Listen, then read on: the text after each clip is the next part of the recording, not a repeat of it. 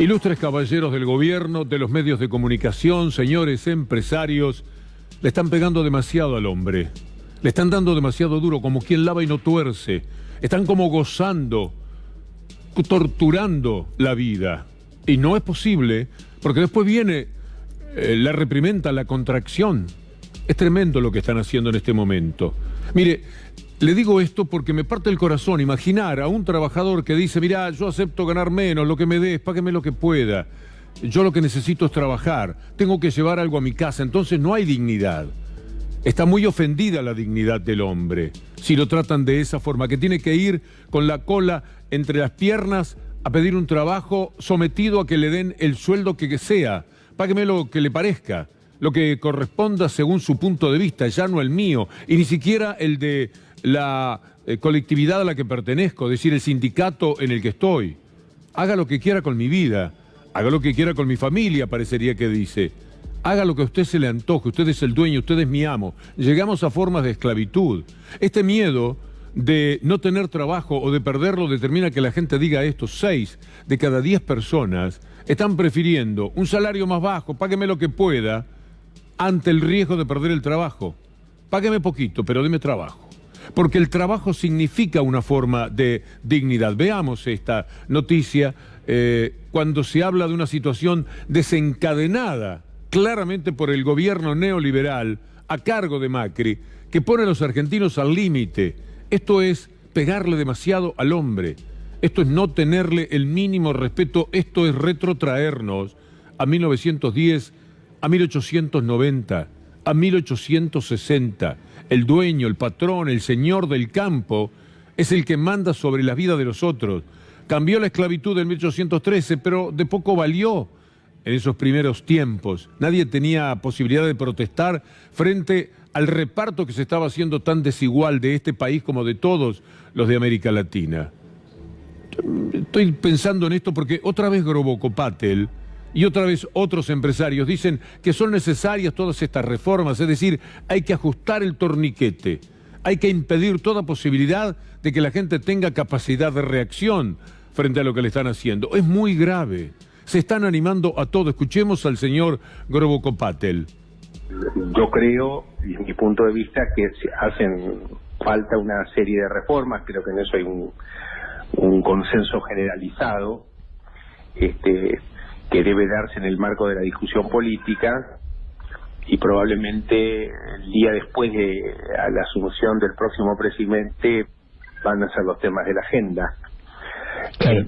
Además de la serie de reformas que tienen que ver, digamos, con lo jubilatorio, con el empleo, con el trabajo, con el Estado, con lo impositivo, con lo educativo, etcétera, etcétera, con la opinión pública dividida en dos opciones.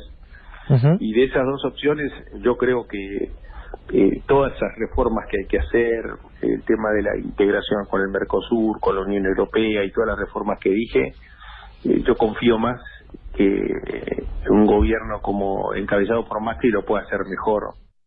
Es tan grave lo que educadamente nos dice este hombre. Es tal la forma de pensar el mundo para ellos. ¿Qué queda para los demás? Si hay que pagarle menos a la gente, si los tenemos que jubilar por muchísimo menos, si se los puede echar cuando se le antoje al patrón, ¿qué es el otro? ¿Dónde hay un ser humano que valga la pena si eso lo pueden descartar como si fuera una mercancía? En eso quieren convertir a la gente. Es muy grave porque además no se dan cuenta de la escalada de violencia que se está viviendo. Los números de la provincia de Buenos Aires son muy preocupantes, de hurtos, de asesinatos. Mataron a un pizzero en Banfield a la 1 de la mañana del sábado, estaba terminando el trabajo, van por la poca plata. Se sabe que en todos los negocios la gente manda a las 7 de la tarde, a las 10 de la noche, manda dinero para afuera para no concentrar todo hacia la medianoche. Igual van por los pocos pesos recaudados entre las 10 de la noche y la medianoche. 3 personas que entran y matan a un pizzero de un balazo en la cara queriendo sacarle la alianza. Mire lo que son los números de la provincia de Buenos Aires.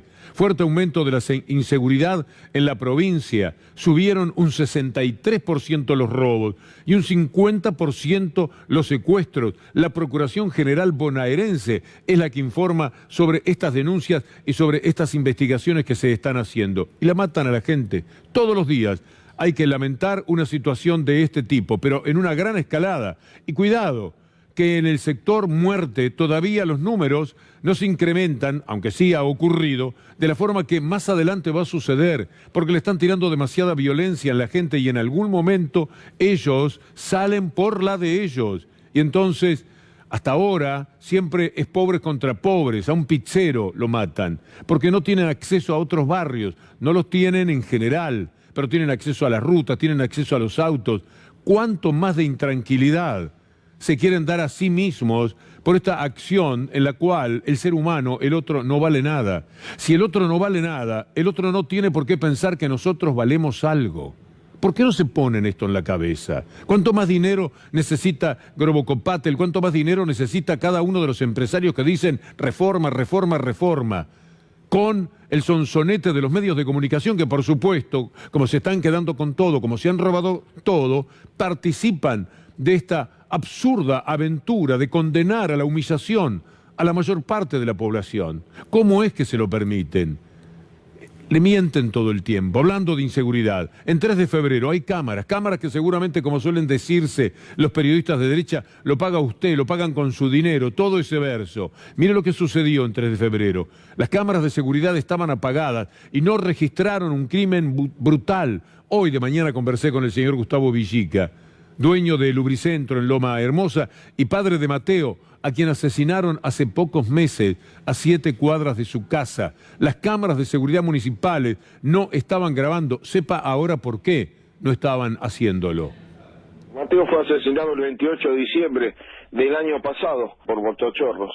Cuando nosotros fuimos al municipio para poder pedir lo que era la cámara de seguridad, encontramos que las cámaras de seguridad no funcionaban. Fuimos al municipio para poder pedir lo que era la cámara de seguridad, encontramos que las cámaras de seguridad no funcionaban. No funcionaban porque por un tema de que había caído un rayo o que la fibra óptica, esto no funcionaba porque se había retirado la empresa que hace el mantenimiento por falta de pago. Esto no funcionaba porque se había retirado la empresa que hace el mantenimiento por falta de pago. No se le puede pegar tanto al hombre. No se puede. No se puede atacar a la democracia de la manera que lo están haciendo, en nombre de defenderla. Son verdaderamente insoportables en el manejo del poder que les permite decir cualquier cosa. Ofenda la inteligencia. Decir que una elección pone en juego la democracia. Lo que ha puesto en juego la democracia es tener un solo megáfono para informar al país. Es la falta de periodismo relativamente independiente unos de otros en la Argentina. Esto es lo que ha opacado a la democracia. No se ha jugado con las cartas sobre la mesa. Opaca la democracia lo que charlábamos y vamos a mostrarlo otra vez recién con Iván Jagroski. El reconocimiento que hace Macri, que todo el dinero que ha recibido le viene poco menos que de las manos de Estados Unidos, por eso la entrega, por eso lo que han hecho en torno a Hezbolá, sometiendo a la Argentina a nuevos peligros como antes lo hizo Menem. Y eso juegan y dice, está en peligro la democracia. Mire esto, para que usted vea quiénes son los que afectan la democracia. Esto es traicionarla, sacar ventajas, mentirle a la gente. El secretario de Estado, Mike Pompeo, y Mauricio Macri hablaron de las elecciones, Venezuela, por supuesto, y el Hezbolá.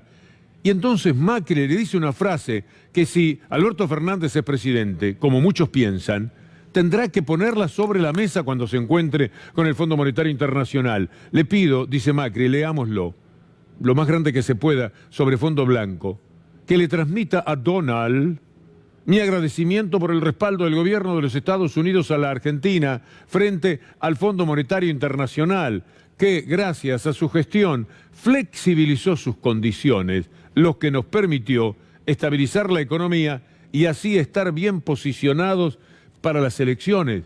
Y ellos a todo esto son capaces de hablar de que en estas próximas elecciones está en juego nada menos que la democracia. Hay otro dato de la realidad que se podría denominar el abuso del proceso judicial penal. Estoy hablando de causas armadas artificialmente. Estoy hablando de abuso de testigos de identidad reservada, de arrepentidos, de factores de presión que inducen fomentados y fogoneados por ciertos medios de prensa. Dijo que él creía que lo que estaba en juego en esta elección era la mismísima democracia. Por supuesto.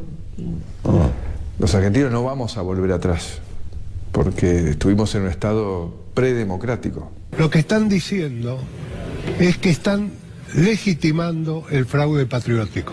Ya no es una campaña sucia, es una campaña antidemocrática. ¿Por qué si ellos pierden, pierde la democracia? Está en juego la democracia, digamos. No tengo ninguna duda que esté en juego la democracia. El núcleo central de ese gobierno estuvo durante 12 años en el poder, claro, y demostró que cada vez que hubo elecciones se presentó a elecciones, y hasta que perdieron y entregaron, claro, el poder. Ahora bien, yo digo, si Mauricio Macri ve que pierde, ¿va a entregar el poder? Qué pregunta, ¿eh? ¿A qué le tiene miedo? A Macri, a que vuelva a ganar Macri, pues nos vamos a quedar sin país. Yo creo que tiene que haber una transformación enorme en el segundo gobierno de Kirchner. De Macri. La idea de Córdoba pujante lo representa claramente el proyecto de Alberto y Cristina. No hay ninguna manera que la Argentina vuelva atrás. Los argentinos aprendimos, crecimos y vamos hacia el futuro. Hay una idea que me enamoró por sobre todas las cosas, que es esa frase que Alberto repite como un mantra, como una cosa sagrada: volver para ser mejores. Este es el país que está en marcha. Esta es la Argentina que está cambiando las cosas de raíz. Fíjate lo que pasó en junio. La inflación creció 2.7 y el dólar 5.24 abajo. Acá es donde te das cuenta que el gobierno no tiene ni idea, además, qué es lo que ha pasado con la inflación, no tiene ni idea qué es lo que ha hecho durante estos años con la inflación. Son bases que muchas veces son invisibles, pero que ahora van a estar. Nos mienten, Vivi, nos mienten. Mienten hasta cuando hacen publicidad, mienten. A Macri no lo coachean, lo preparan para mentir. Es lo único que hacen con Macri. Un proceso de crecimiento como tal vez nunca antes se vivió en la Argentina. Axel, la voz que alguno te acusó de soviético y no sé qué cosa rara. El exministro Kicillof, que además de tener una conformación marxista... Mirá, soviéticos son estos. En la Unión Soviética compraban y no había marcas, había 2 o 3 tarritos y podías llevarte nada más que uno y un cachito de carne y nada más que un cachito de carne, porque la ración era tanto de carne, tanto de azúcar, tanto de harina. Decime, ahora va la gente y te dice, ¿me das 100 pesos de carne, 30 de pan? Ahora están racionadas, la gente está... Esto es un régimen no capitalista, donde la gente no puede comprar lo que quiere ni la cantidad de cosas que quiere. Hablando de regímenes capitalistas o no, apareció Rusia en lo que es la nomenclatura de los ataques a la verdadera democracia, en el idioma que maneja el gobierno o varios integrantes del gobierno. Y reaccionaron, por lo menos nuestros colegas de la televisión en español de Rusia, y han hecho un interesante análisis. Vamos a presentar una primera parte que tiene que ver con la idea de que los rusos están preparados para todo contra el gobierno de Macri. Debe ser muy duro para el famoso orgullo argentino que los rusos supuestamente hayan querido interferir en los procesos electorales de medio mundo, menos en los suyos. Pero por fortuna ya salieron algunos políticos y comunicadores para solventarlo. Y con Rusia metida geopolíticamente, como está metida, como se metió en la elección de Estados Unidos, como está metida en Venezuela y como Rusia está metida en Cuba, Putin está trabajando para el kirchnerismo acá. Como ya es costumbre en la receta cómo meter a Rusia en su proceso electoral sin importar el qué dirán, faltan algunos elementos básicos a tener en cuenta, tanto en una acusación formal como en una investigación periodística. Evidencias, argumentos sólidos y una narración que resista un mínimo análisis lógico brillan por su ausencia. Porque el hackeo de los resultados es posible. Los rusos están actuando en Venezuela, ¿por qué no van a estar actuando en la Argentina? Lo que no es de extrañar conociendo a los principales defensores y expertos de la trama rusa en su capítulo más sureño. Una diputada que sitúa a la Gestapo como un servicio de espionaje de la Unión Soviética y periodistas que utilizan los osos panda como símil financiero. ¿Me contás qué son 2.000 millones de dólares, Agustina Girón? Buenas noches. el peso de 120 osos panda. O recurren al infinito poder de la imaginación como sustento para respaldar su narrativa. Bueno, imagino que habrá hackers y especialistas en redes sociales que trabajan para los rusos que estarían dispuestos también a ayudar a Cristina, ¿no? Imagino, qué bonita es la imaginación. Imagino a un hacker ruso interfiriendo en mi elección. Parece mentira lo bajo que se cae en esto. Es una forma de servir al sistema a como dé lugar. Si se tiene una consultora, naturalmente hay que estar bien con el sistema para que compre nuestros servicios. De otra forma se nos hace más difícil. Si se quiere trabajar en los medios, también hay algo más accesible. Hay muchos más medios de la derecha y pagan muchísimo más y no suelen tener problemas porque tienen la pauta privada, la pauta del gobierno de derecha y lo pasan muchísimo mejor. Pero caen muy bajo. Caen muy bajo porque pretenden que ninguno de nosotros, ustedes, nosotros, la gente en general, está en condiciones de pensar. Y dicen cosas extralimitándose en ese poder. Es una locura lo que sucede. Por eso es que esa tomadura de pelo, porque no es otra cosa, al lugar. Corresponde que sea así. ¿Qué consiste la supuesta conspiración exactamente? Como en todo guión de serie B que se precie y que involucre a Rusia y Latinoamérica, Cuba no puede faltar. Así que con los viajes de la expresidenta Cristina Fernández a la isla para visitar a su hija, que está siendo atendida ahí por médicos cubanos, no hacen falta más pruebas. Según exponen los defensores de la trama, la expresidenta aprovechaba cada viaje familiar para visitar medio a desgana a su hija convaleciente, cuando en el fondo contaba los minutos para reunirse con los rusos y así activar un engranaje de hackers, bots y trolls contra la democracia argentina. Y por eso hay que controlar muy bien que la señora tiene que ir a ver a su hija, pero también tiene reuniones con los rusos en Cuba. ¿Sí? Así es, para el hackeo electoral.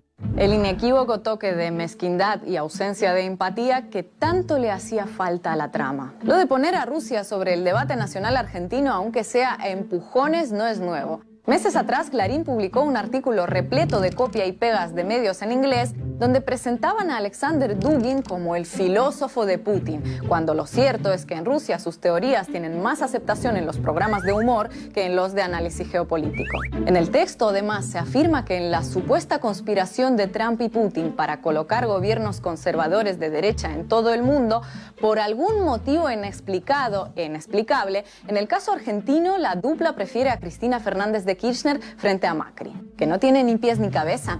No hay de qué preocuparse, los caminos de Rusia son inescrutables. Sí, pero sí es preocupante que puedan tener esa mirada sobre nosotros y que debamos asistir acordando que tienen toda la razón, que cada una de las palabras que ha dicho la colega corresponde con la realidad.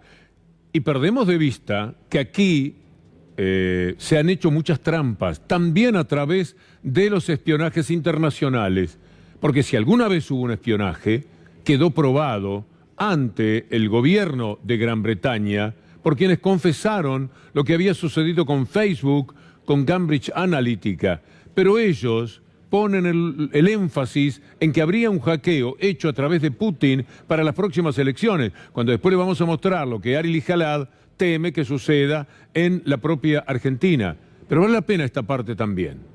Lo peor de todo es que el único indicio que existe sobre injerencias en el proceso electoral argentino es la confesión del exdirector de Cambridge Analytica de que hace años estuvo a punto de activar una campaña en redes sociales, pero contra el kirchnerismo. Así que el único elemento mínimamente tangible que podría relacionarse con una supuesta injerencia rusa a favor del kirchnerismo es una empresa británica que estuvo cerca de operar contra el kirchnerismo. Vaya, qué mala suerte.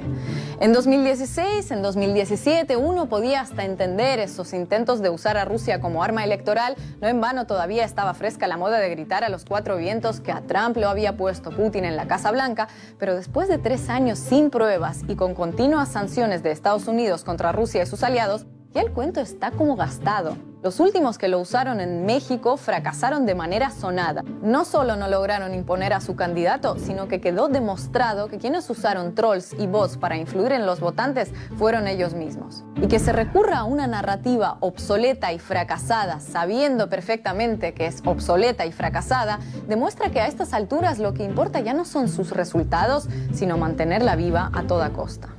Es muy interesante mantenerse en formas obsoletas, fracasadas, y volver a hacerlo implica que ellos siguen considerando que esto les da resultado, lo vuelven a hacer, y esa es una manifestación del poder. Ciertamente hay comportamientos que parecen de cuarta, pero lamentablemente esos comportamientos de cuarta se convierten también en la vida del consumo en algo secundario de aquello a lo que todos quisieran acceder. Se estaba utilizando muchísimo la segunda marca, y en este sentido aparecieron dos personajes, Cuchuflito y Pindonga, mencionados por la expresidenta, que, si bien se refiere a una situación real, también provocaron una cierta hilaridad. Goodbye Lenin, sí, la vieron, ¿no? ¿Se acuerdan esa parte donde iban a esos lugares donde en la Unión Soviética compraban y no había marcas, había 2 o 3 tarritos, y podías llevarte nada más que uno, y un cachito de carne y nada más que un cachito de carne, porque la ración era tanto de carne, tanto de azúcar, tanto de harina? Decime, ahora va la gente y te dice, ¿me das 100 pesos de carne, 30 de pan? Ahora están racionadas, la gente está... Esto es un régimen no capitalista, donde la gente no puede comprar lo que quiere ni la cantidad de cosas que quiere.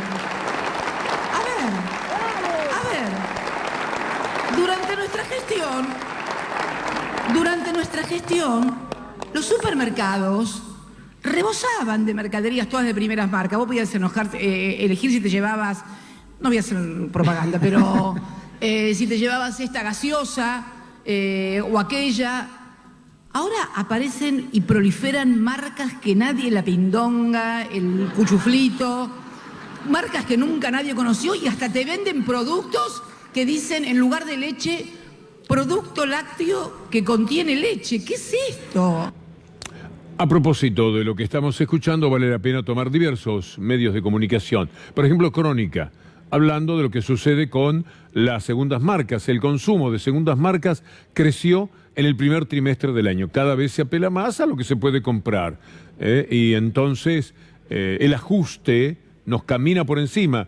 Varios títulos tenemos sobre esto. El tarifazo duplicó a la inflación durante los 4 años de Macri. Es decir, las tarifas, que han sido el fomento principal de la inflación, han duplicado. Proyecciones de la gestión Macri, inflación de 250%, suba de tarifas de 550% y escalada del dólar de 400%. Esto es el ajuste. Esto es lo que se nombra con esa breve palabra. Se despide esta empresa, hasta siempre, diarios sobre diarios, nada menos. Hemos utilizado los profesionales, sobre todo, muchísimo, diarios sobre diarios. Deja de editarse, fue un proyecto con 18 años, y ahora se termina. Es decir, viene funcionando desde el año 2002. La empresa de alfajores y postres Balcarce solicitó el procedimiento preventivo de crisis. Mire lo que dice Ariel Aguilar, de la Cámara del Calzado, en un tuit, en una información que hace a lo que todos estamos padeciendo. Hoy el 40% de las máquinas están paradas en Argentina, en la actividad textil más del 40%.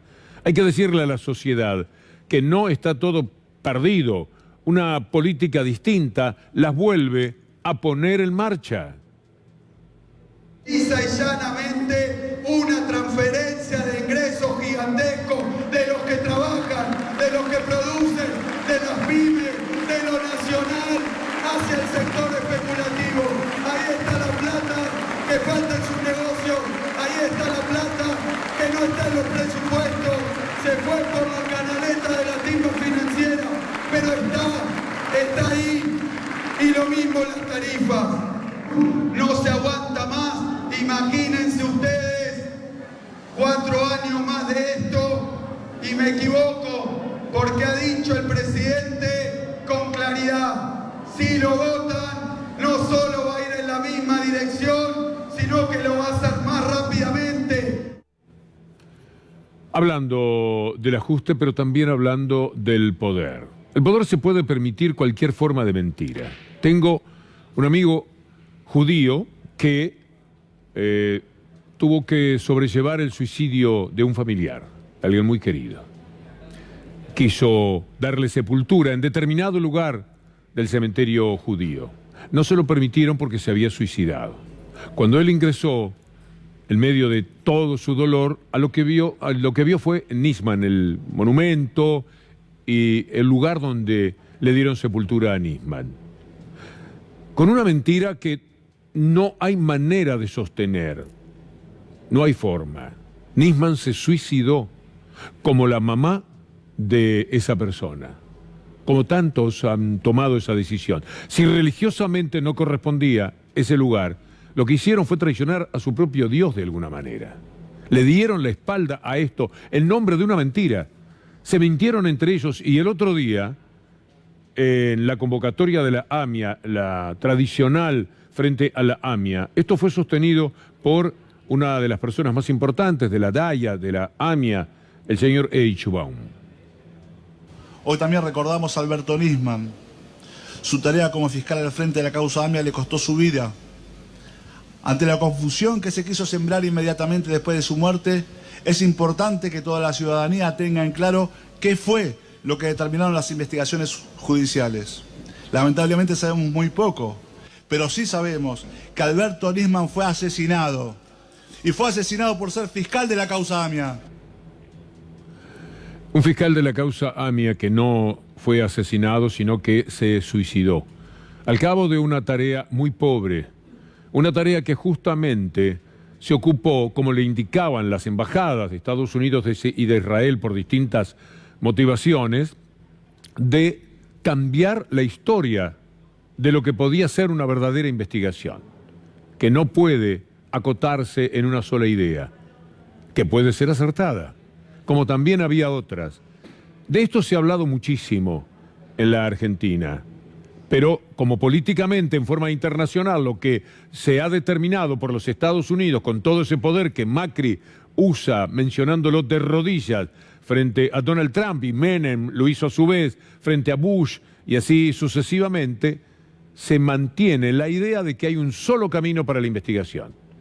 Y por eso lo de Hezbolá, y por eso el juicio en ausencia, por eso todo esto que ha ocurrido en este último tiempo, y por eso el encubrimiento brutal del que fueron también acompañantes en ese encubrimiento autoridades de las cúpulas de las entidades judías.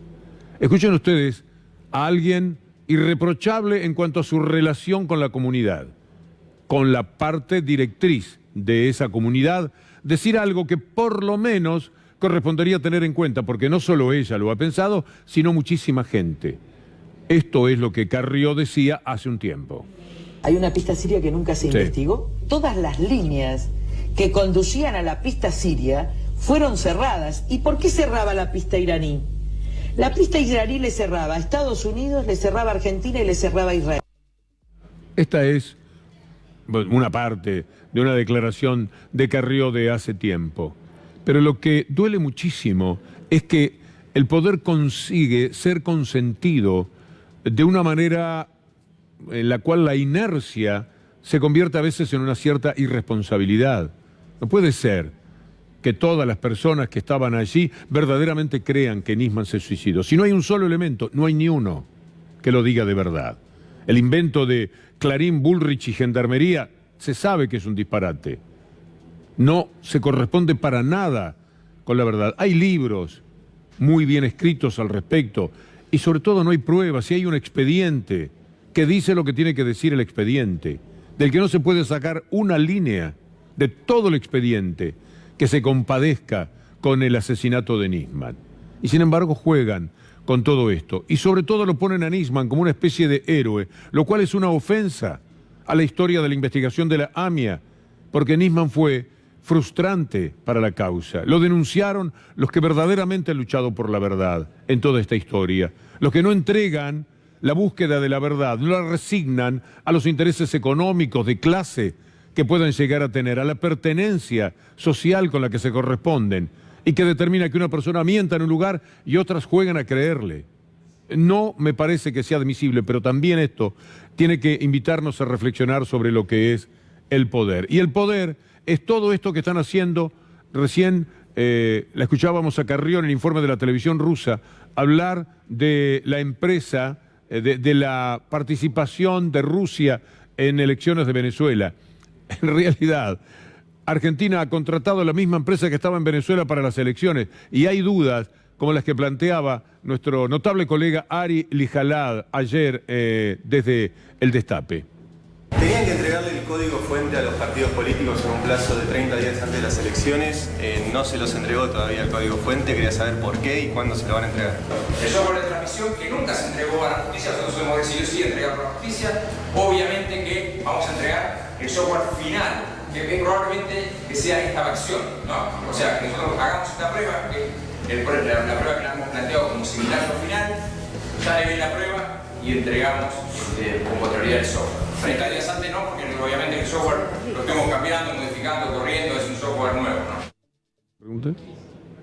Bueno, esta es una de las tantas preguntas, tiene donde buscar naturalmente este material, porque es muy importante saber a lo que se está expuesto para las próximas elecciones. Pero quería avanzar también, porque hoy ocurrió algo desde el punto de vista de la justicia muy importante. Es decir, Cristina Fernández de Kirchner ha pedido que, bueno, hagamos el juicio oral, vamos al juicio oral, vamos a vernos las caras en el juicio oral, vamos hombre, ¿qué es lo que tienen?